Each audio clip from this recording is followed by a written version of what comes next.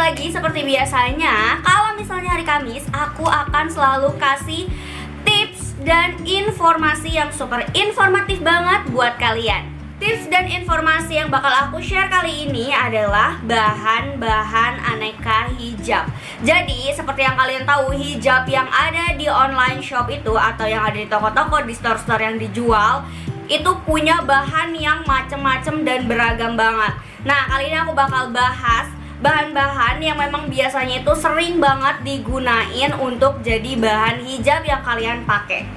Nah, kalau misalnya nanti juga kalian mau beli nih hijab supaya nggak salah lagi, aku juga bakal tulis di description box ada link-link produk, link-link toko yang udah aku susun sesuai dengan jenis bahannya. Jadi aku ada linknya itu ada dua, ada yang pasmina dan juga ada yang square. Kalian bisa cek aja di bawah nanti kalian kira-kira butuh hijab yang berbahan apa dan hijab yang model apa. So, nggak usah lama-lama dan banyak cincang lagi, sekarang kita langsung aja sama bahan hijab yang pertama.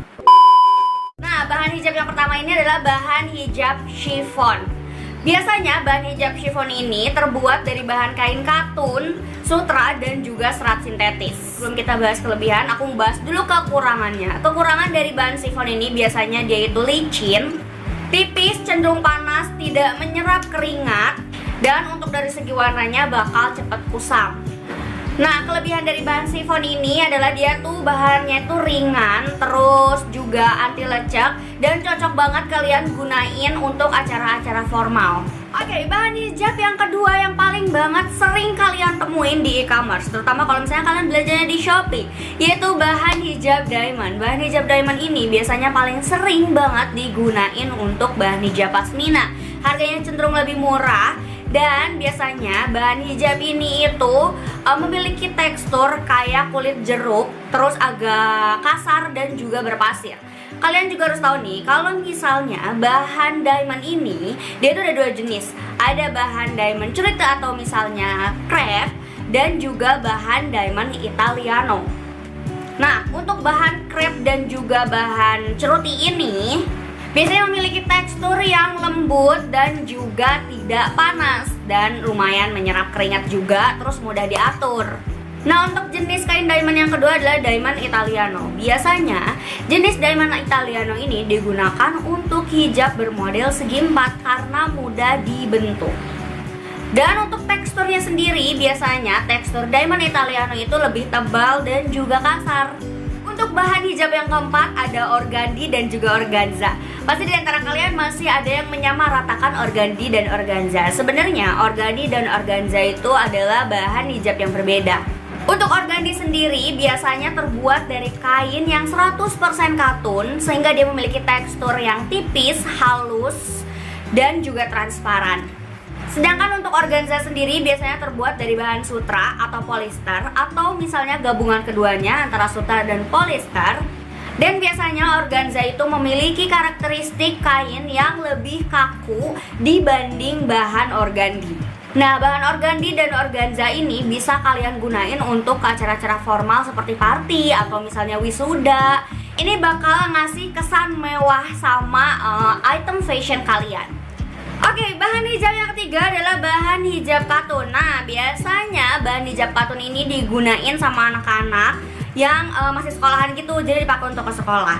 Nah, biasanya bahan hijab katun ini terbuat dari 100% kapas alami, sehingga dia itu karakteristiknya mampu menyerap keringat, adem, dan juga nyaman digunakannya. Seperti bahan diamond tadi, katun juga memiliki dua jenis kain yang termasuk dalam katun. Salah satunya adalah supernova dan katun ima. Sebenarnya voal juga termasuk ke dalam katun, tapi nanti aku bakal bahas lebih jelasnya untuk voal secara tersendiri. Nah, kita bahas soal kain atau bahan hijab supernova. Untuk karakteristik bahan supernova ini biasanya dia tuh halus, lembut, dan juga tidak terawang. Nah, untuk jenis katun yang kedua adalah katun ima. Biasanya katun ima ini digunakan untuk bahan hijab bermodel pashmina. Kenapa? Karena bahannya itu cenderung lebih halus dan juga dingin. Jadi benar-benar nyaman banget kalian gunain. Sebelum bahan organdi dan organza ini booming, kalian pasti sering banget ngegunain bahan satin. Karakteristik atau tekstur dari bahan satin ini biasanya itu mengkilap di luar tapi di bagian dalam sebaliknya.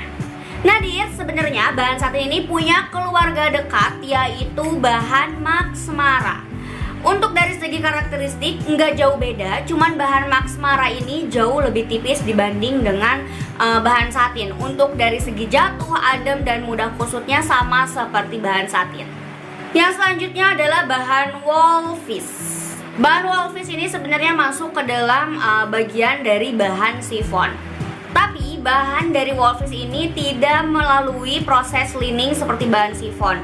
Dan untuk dari segi tekstur dan karakteristiknya sendiri, bahan Wolfish ini memiliki serat yang cukup rapat, halus, ringan, tidak panas, dan juga tidak licin. Nah, bahan hijab yang selanjutnya adalah bahan hijab Cornskin. Ini adalah salah satu bahan hijab yang lagi booming banget sekarang nih.